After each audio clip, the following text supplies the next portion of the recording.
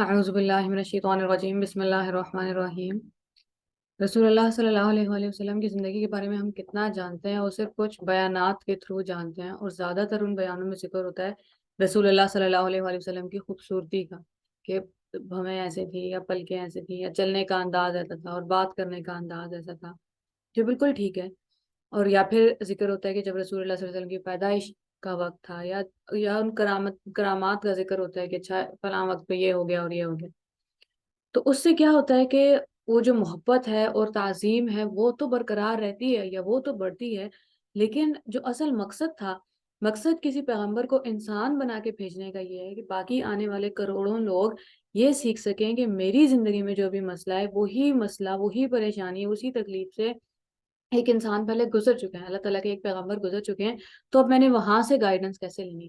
تو وہ جب ہم سارے قصے سنتے ہیں نا، تو اس میں بس وہی، آج بھی میں اسکول میں بچوں سے پوچھتی تھی کہ رسول اللہ صلی اللہ علیہ وسلم کی زندگی کے بارے میں آپ کیا جانتے ہیں، تو سب سے پہلے ہی بچے نے بولا کہ وہ فرشتے کی طرح ہے۔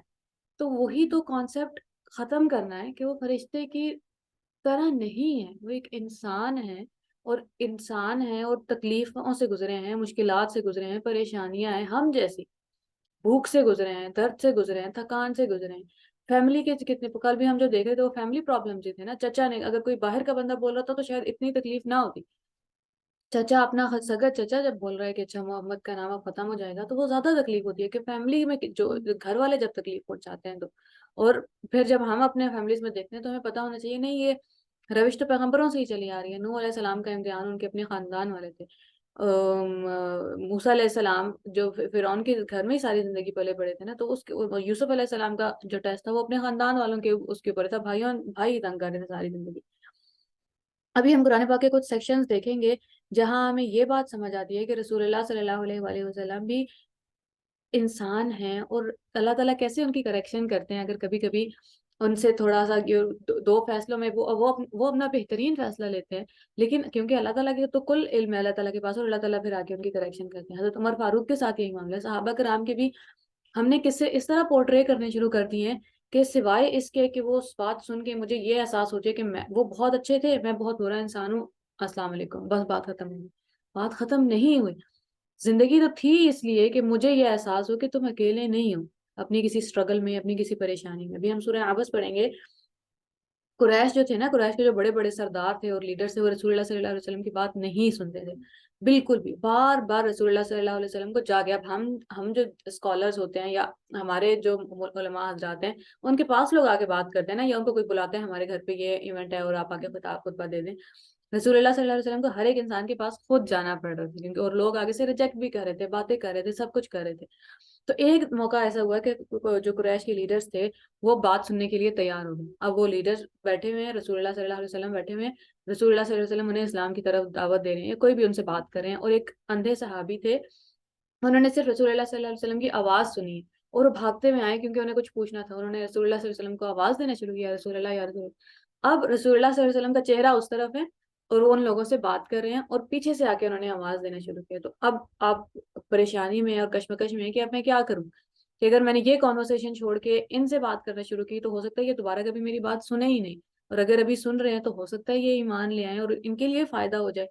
اور ان جو صحابی آئے تھے وہ تو کزن بھی تھے رسول اللہ صلی اللہ علیہ وسلم کے، مسلمان تھے، کہ یہ تو کبھی بھی بات پوچھ سکتے تھے۔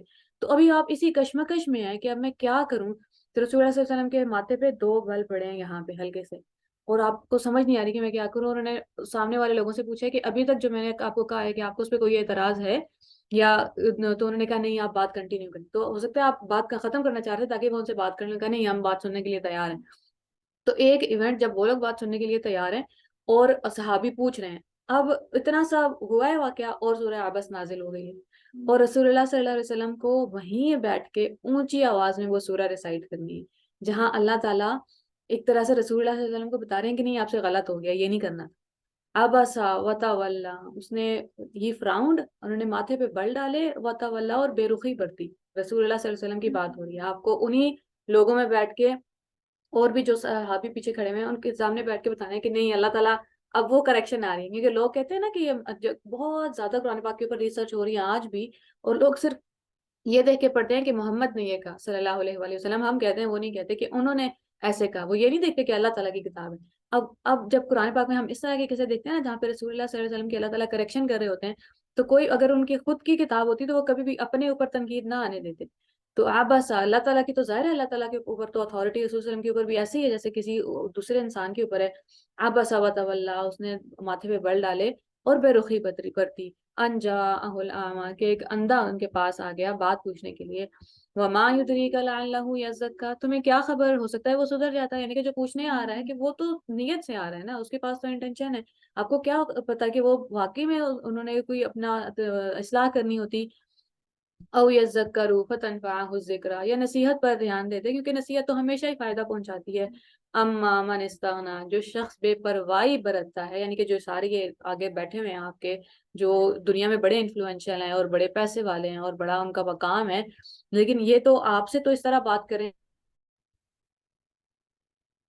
بسم اللہ الرحمن الرحیم. اما من استغنا، جو شخص بے تنائی برتتا ہے، لاپرواہی، آپ کو احساس دلاتا ہے کہ اس کو آپ کی ضرورت نہیں ہے، فانت لہ تصدی، اس کی طرف آپ متوجہ ہوتے ہیں. وما علیک اللہ یزکا، حالانکہ اگر یہ نہ سدھرے تو اس آپ کے اوپر ان کی کوئی ذمہ داری نہیں آئے گی، کہ آپ کا صرف کام تھا پہنچا دینا. وہ نہیں سن رہے، جتنی بار بھی نہیں سن رہے، آپ کا ذمہ نہیں ہے وہ لوگ. واما من جاءک یسعی، اور وہ جو خود آپ کے پاس دوڑتا ہوا آ رہا ہے، وہو یخشی، اور ڈرا ہوا ہے، اس کو ڈر ہے اللہ تعالیٰ کا، فانت عنہ تلہا، اس سے آپ نے بے رخی برتی ہے. اب رسول اللہ صلی اللہ علیہ وسلم وہیں بیٹھ کے اونچی آواز میں یہ ریسائٹ کر رہے ہیں کہ غلطی ہو گئی مجھ سے. اور اس کے بعد رسول اللہ صلی اللہ علیہ وسلم ساری زندگی، وہ جو صحابی تھے نا جو اندھے تھے، وہ جیسے ہی آتے تھے تو آپ کھڑے ہو جاتے تھے اور ان کا بڑا خیال کرتے تھے کہ آپ کی وجہ سے میں اللہ تعالیٰ سے مشکل میں آ گیا تھا.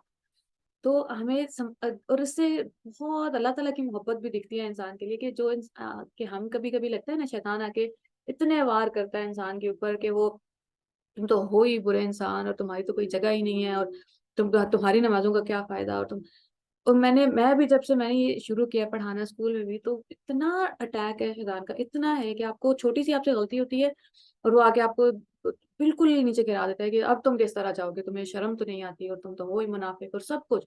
اور پھر آپ ڈرتے ہیں کہ پھر آپ کو سمجھ آتی ہے اس لیے اللہ تعالیٰ نے پیغمبروں کی کہانی بار بار بار بار سنائی.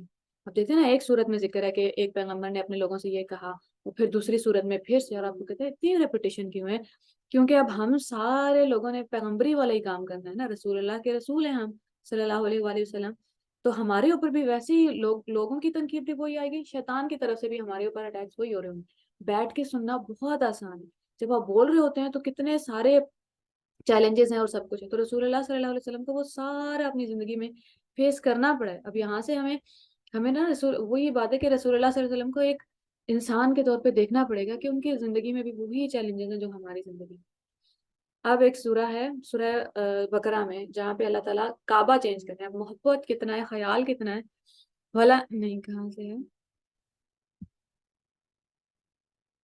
قد نرا تقلب وجهك في السماء، بے شک ہم نے آپ کو آسمان کی طرف نظر اٹھا کے دیکھتے ہوئے دیکھے. رسول اللہ صلی اللہ علیہ وآلہ وسلم، کعبہ چینج ہو گیا نا. مکہ میں نماز پڑھتے تھے تو یہاں کھڑے ہوتے تھے کہ یہاں خانہ کعبہ ہے سامنے، اور یہاں ہی جروسلم آ رہا ہے، مسجد اقصی آ رہی ہے، تو خانہ کعبہ کو بھی رخ ہو گیا ہے، مسجد اقصی کو بھی ہو گیا ہے، تو اسی طرح نماز پڑھیں. اب جب مدینہ میں آ گئے ہیں تو آپ سینٹر میں ہیں، یہاں پہ مسجد اقصی ہے اور پیچھے کعبہ ہے، یعنی کہ کعبہ کی طرف رسول اللہ صلی اللہ علیہ وسلم کی کمر ہو گئی ہے.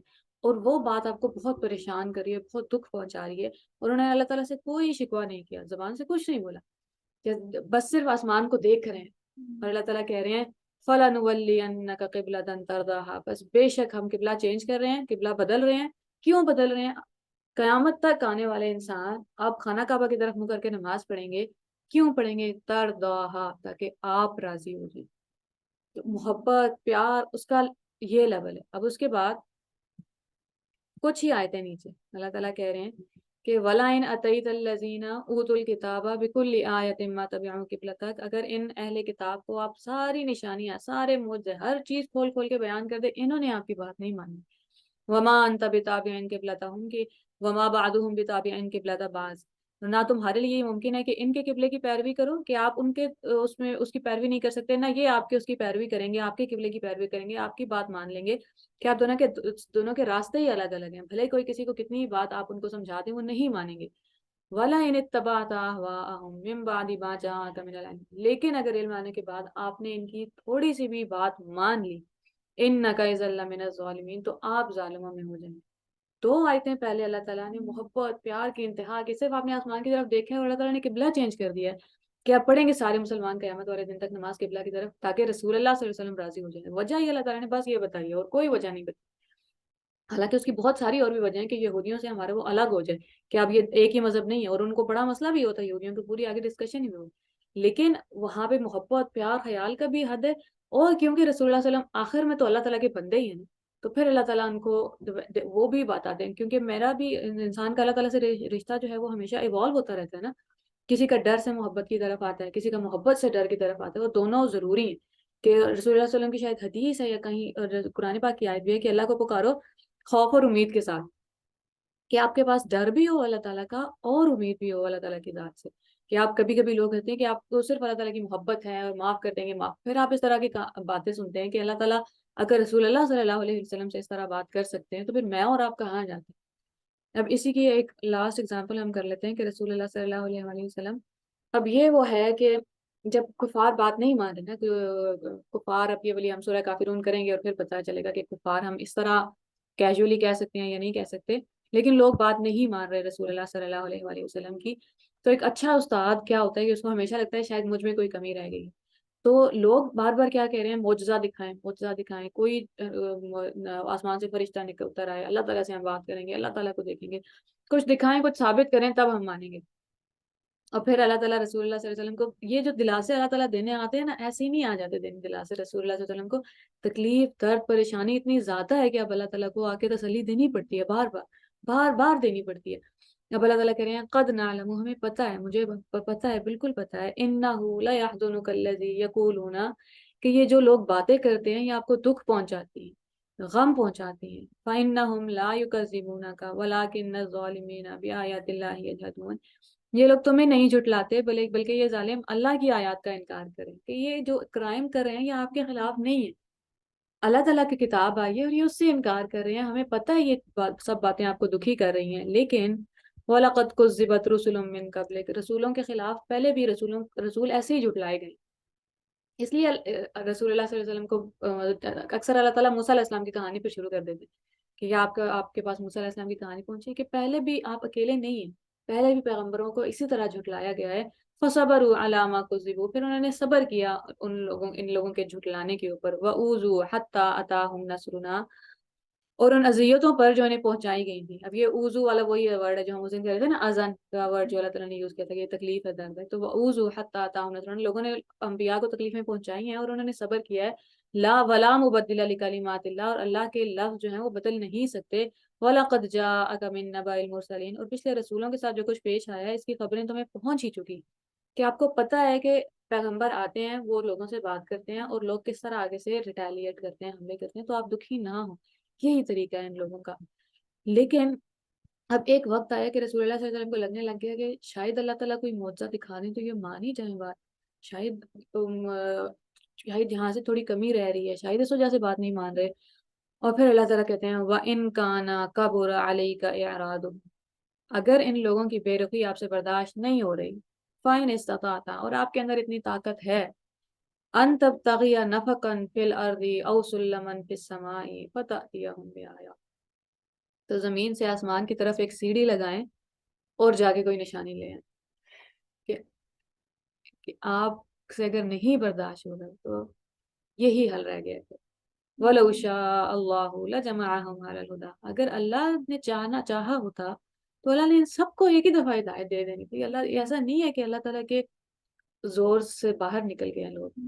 فَلَا تَكُونَنَّ مِنَ الْجَاهِلِينَ، بس آپ جاہل کہتے ہیں somebody who loses control over his emotion، تو ایسا نہ ہو کہ آپ کا کنٹرول چلا جائے اپنے ایموشنز کے اوپر سے. اپنے آپ پہ قابو رکھیں، کہ آپ کا درد کو اپنے درد کو سنبھال کے رکھیں.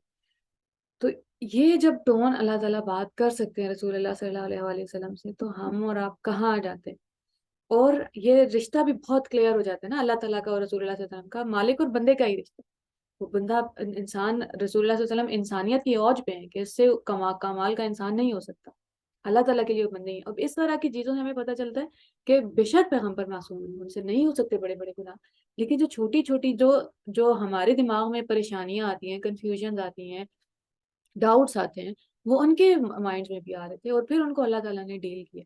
تو اس طرح کی باتیں جب ہمیں پتہ ہوں گی نا، تب ہم جب درود شریف پڑھیں گے تو درود شریف پڑھنے میں مزہ آئے گا۔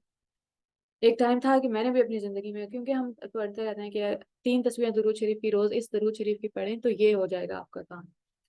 اور بہت عرصے بعد میں نے کہیں پڑھا کہ محبت میں اور ضرورت میں بڑا فرق ہوتا ہے، کہ آپ ضرورت کے تحت درود پڑھ رہے ہیں اور محبت کے تحت درود پڑھ رہے ہیں تو بڑا فرق ہے۔